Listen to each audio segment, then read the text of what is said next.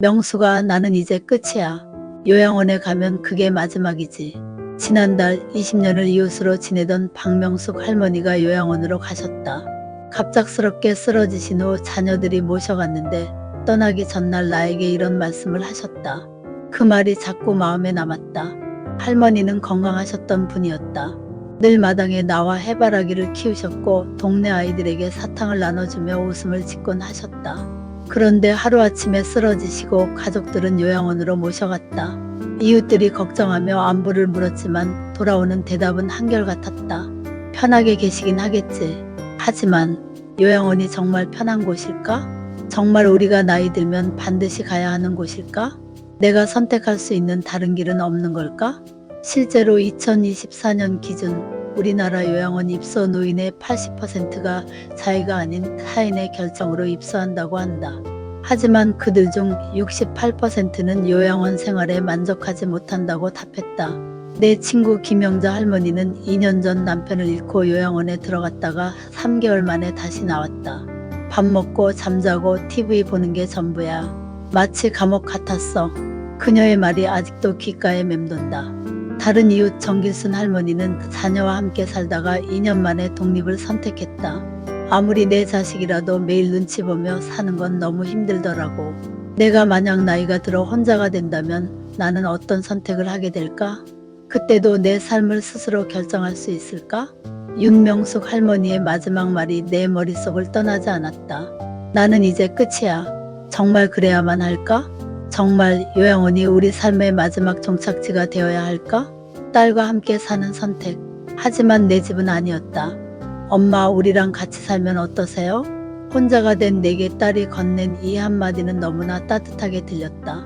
남편이 떠난 뒤 밤마다 불안했던 내게 가족과 함께하는 삶은 무엇보다 위로가 될 것 같았다. 어쩌면 내 인생의 새로운 시작이 될 수도 있다고 생각했다. 그래서 나는 망설임 없이 딸의 제안을 받아들였다. 처음 한 달은 정말 행복했다. 아침이면 손주들이 할머니 하며 내 품에 안겼고 딸은 내가 좋아하는 음식을 정성껏 차려주었다. 나 또한 가족을 위해 도움이 되고 싶어 손주를 돌보고 집안일을 거들었다. 이제야 내가 가족으로서 필요한 사람이 되었구나. 그렇게 생각하며 하루하루를 보냈다. 하지만 시간이 지나면서 나는 점점 작은 불편함들을 느끼기 시작했다. 딸의 집이지만 내 공간이 아니라는 사실이 서서히 피부로 와 닿았다. 새벽 5시면 일어나 라디오를 듣고 싶었지만 손주들이 자고 있어 볼륨을 낮추거나 아예 듣지 못하는 날이 많았다. 늦은 밤 잠이 오지 않아 거실에서 TV를 켜고 싶었지만 가족들이 다 잠든 집에서 조용히 있어야 했다. 특히 명절이 되면 내 존재감은 더욱 희미해졌다. 며느리와 사위 가족들이 모이면 나는 조용히 구석에 앉아 그들을 바라볼 수밖에 없었다. 여기서 나는 어떤 존재일까? 이 질문이 머릿속을 맴돌기 시작했다. 우리 동네 이영순 할머니도 자녀들 집을 번갈아 다니며 살고 계셨다. 이사만 다니는 것 같아. 내 삶은 어디에도 없어. 그녀의 말이 가슴 깊이 박혔다. 결정적인 사건은 손주가 친구들을 집에 데려와 거실에서 떠들던 날 벌어졌다. 피곤했던 나는 그만 짜증을 내고 말았다. 그날 밤 딸의 방에서 조용한 한숨 소리가 들렸다. 엄마가 계시니까 애들도 불편해하네. 그 한마디가 내 결정을 바꾸었다. 나는 더 이상 자녀의 집에 머물 수 없다는 걸 깨달았다. 가족과 함께하는 것이 정답이라 믿었지만 정작 나는 어디에도 온전히 속해 있지 못했다. 나는 결국 독립을 선택했다. 자녀의 집은 결코 부모의 집이 될 수 없다는 사실을 깨달았기 때문이다. 간병인을 고용하는 선택. 하지만 비용과 현실의 벽. 엄마, 간병인이라도 쓰는 게 어때요? 딸이 걱정스러운 얼굴로 말했다. 독립을 선택했지만 혼자 지내는 것이 쉽지만은 않았다. 한밤중에 갑자기 몸이 아파지면 어떡하지? 화장실에서 넘어지면 누가 나를 도와줄까? 문득 친구 박영희 할머니가 떠올랐다. 그분도 혼자 살다가 화장실에서 넘어져 3시간이나 방치되었고 그 일 이후 자녀들이 강제로 모시고 갔다. 나는 그때 깨달았다. 나는 혼자 살고 싶다. 하지만 정말 혼자 살아도 괜찮을까? 그래서 결심했다. 나도 간병인을 고용해 보기로. 우리 아파트 단지에 사는 황영자 할머니도 간병인을 쓰고 계셨다. 혼자 사는 것보다 마음이 놓여 밥도 차려주고 아플 때 돌봐주니까. 그 말에 용기를 얻고 곧바로 간병인을 구했다. 처음에는 모든 게 순조로웠다. 50대 중반의 간병인은 성실하고 친절했다. 하지만 2달이 지나자 허리 디스크를 이유로 그만두었다. 그 후 몇 명의 간병인이 더 왔다. 하지만 한 명은 개인 사정으로 또 한 명은 업무 강도가 힘들다며 떠나갔다. 결정적인 문제는 비용이었다. 24시간 간병인을 쓰려면 한 달에 450만 원이 필요했다. 내 연금은 고작 180만 원, 적금과 보험에서 받는 돈을 합쳐도 부족했다. 연금만으로는 택도 없어. 경로당에서 만난 정순이 할머니의 말이 떠올랐다. 비용뿐만이 아니었다. 간병인과의 궁합도 문제였다. 필리핀에서 오신 분은 의사소통이 어려워 약 먹는 시간을 잘못 알려주기도 했다. 야간 간병인을 썼을 때는 더 큰 문제가 생겼다. 밤에는 쉬어야죠. 그분은 깊이 잠들어 버렸고 나는 화장실에 가다가 넘어질 뻔했다. 우리 아파트 7층 김신자 할머니는 실제로 그런 일을 겪었다. 간병인이 자는 사이 화장실에서 넘어져 고관절이 부러졌고 결국 요양원으로 가셨다.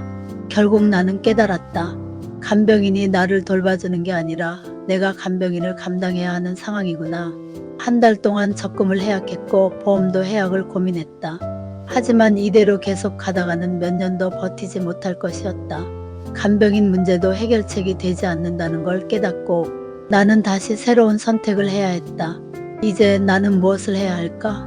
다시 요양원을 고민해야 할까? 아니면 또 다른 길이 있을까? 요양원 입소 그곳은 삶의 공간이 아니었다. 결국 다시 오실 거예요. 다들 그렇게 말씀하시다가 결국 돌아오시더라고요. 퇴소하는 날 원장이 내게 던진 말이었다. 나는 그 말을 들으며 속으로 생각했다. 과연 내가 다시 이곳으로 돌아올까? 간병인을 포기한 후 나는 마지막 선택으로 요양원을 고려했다. 월 150만 원이면 입소할 수 있다는 광고를 보고 우리 동네에서 평판이 좋은 행복보금자리라는 요양원을 찾았다. 첫날 시설은 예상보다 훨씬 깔끔했다. 정성껏 차려진 식사, 친절한 직원들, 오랜만에 느껴지는 안락함. 생각보다 괜찮은데? 나는 살짝 안도했다. 그러나 이틀째 충격적인 현실과 마주했다. 옆방에 계시던 할머니는 밤새 TV를 켜놓고 주무셨다. 볼륨이 너무 커서 도저히 잠을 잘 수가 없었다. 나는 직원에게 말씀드렸지만 돌아오는 대답은 뜻밖이었다. 저분은 오래 계셨던 분이라 좀 봐주세요. 그제야 깨달았다. 이곳에서는 오래 있는 사람이 곧 권력이었다. 생활은 더욱 숨막혔다. 아침 6시 기상, 7시 아침 식사, 10시 프로그램 참여. 모든 것이 정해진 스케줄대로 움직여야 했다. 거절하면 직원들의 태도가 달라졌다. 다른 할머니들은 다 참여하시는데요. 은근한 강요가 이어졌다. 무엇보다 가장 힘들었던 것은 사람들이 너무 빠르게 변해간다는 것이었다. 입소한 지 2주쯤 되었을 때 옆방에 계시던 김할머니가 돌아가셨다. 밤새 응급벨이 울렸지만 아침이 되자 직원들은 마치 아무 일도 없었다는 듯 방을 정리했다. 그리고 이틀 후 새로운 할머니가 그 방에 입소했다. 이곳은 삶을 사는 곳이 아니라 죽음을 기다리는 곳 같구나. 그제야 확신했다. 나는 이곳에서 오래 버틸 수 없을 것이라고. 특별 케어라며 추가 비용을 요구하는 일도 있었다. 목욕 한 번에 3만 원, 야간 순찰 요청에 2만 원. 광고에는 없던 내용들이 하나둘씩 등장했다. 나는 한 달 만에 퇴소를 결심했다. 요양원에 남았다가는 내 삶이 사라질 것 같았다. 퇴소하는 날 원장의 말이 다시 떠올랐다. 결국 다시 오실 거예요. 하지만 나는 결코 다시 돌아오지 않겠다고 다짐했다. 그러려면 이제 다른 선택을 해야 했다. 그럼 나는 어디에서 어떻게 살아야 할까? 나는 새로운 길을 찾아야 했다. 새로운 대안. 다세대 주거 젊은 세대와 함께 살며 도움받기. 요양원도 간병인도 혼자 사는 것도 모두 내게 맞지 않는다면 그럼 나는 어디에서 살아야 할까? 요양원에서 퇴소한 후 나는 막막했다. 혼자 지내자니 불안했고 다시 자녀와 함께 살고 싶지는 않았다. 하지만 비용 문제로 간병인을 계속 쓰는 것도 불가능했다.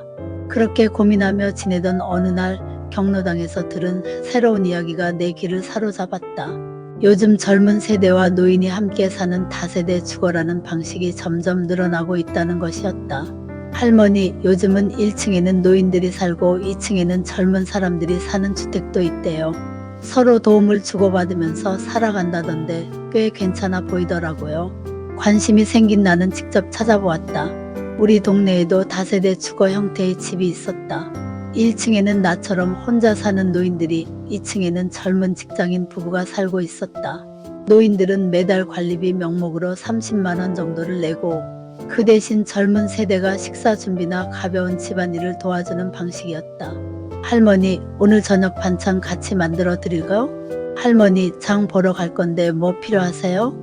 나는 큰 고민 없이 50만 원의 수고료를 지급하는 조건으로 이곳에 입주했다. 이 돈은 간병인 비용의 10분의 1 수준이었고 그 대신 나는 나만의 공간을 유지하면서도 적절한 돌봄을 받을 수 있었다. 젊은 세대와 함께 지내니 외로움도 덜했다.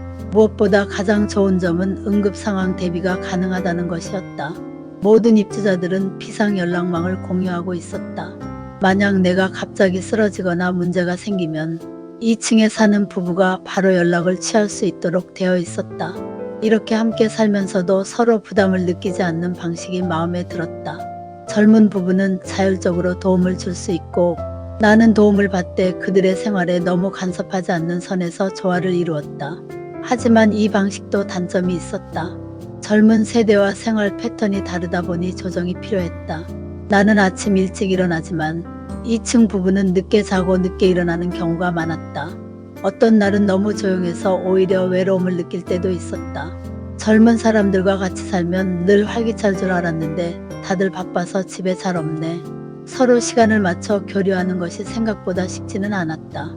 그래도 이곳에서 지내면서 나는 확신했다. 노년을 혼자 살아야 한다는 고정관념은 깨져야 한다. 자녀에게 의지하지 않아도 요양원에 가지 않아도 얼마든지 안전하고 행복하게 살 수 있다.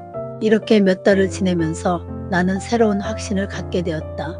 바로 노년은 끝이 아니라 새로운 시작이 될 수도 있다.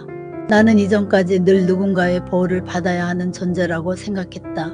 하지만 여기에서는 서로 도움을 주고받으며 살아가는 관계였다. 그렇게 나는 또 다른 형태의 노후를 만들어가고 있었다.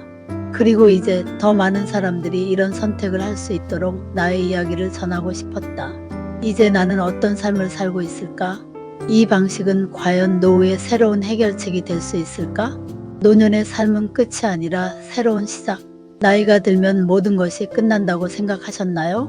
하지만 저는 78세에 새로운 가족을 만들었고 지금이 인생에서 가장 행복한 순간입니다. 처음 다세대 주거에 입주했을 때만 해도 솔직히 걱정이 많았다. 낯선 사람들과 함께 살아가는 게 가능할까? 정말 오래 유지될 수 있을까? 서로 생활 방식이 다르면 불편하지 않을까? 그러나 시간이 지나면서 나는 확신했다.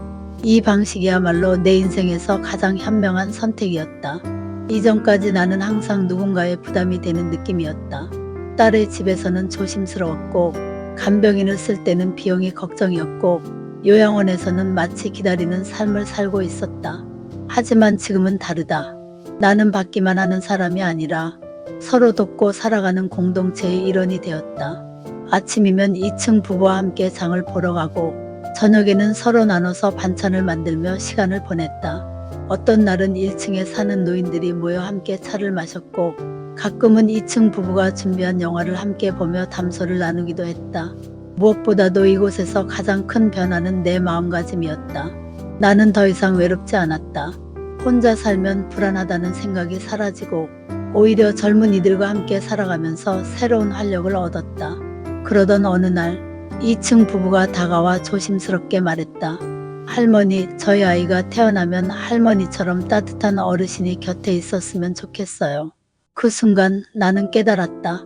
이곳에서 나는 단순히 도움을 받는 존재가 아니라 또 다른 가족이 되어가고 있었다. 노년은 끝이 아니다. 새로운 시작이다. 이제는 선택지가 바뀌었다.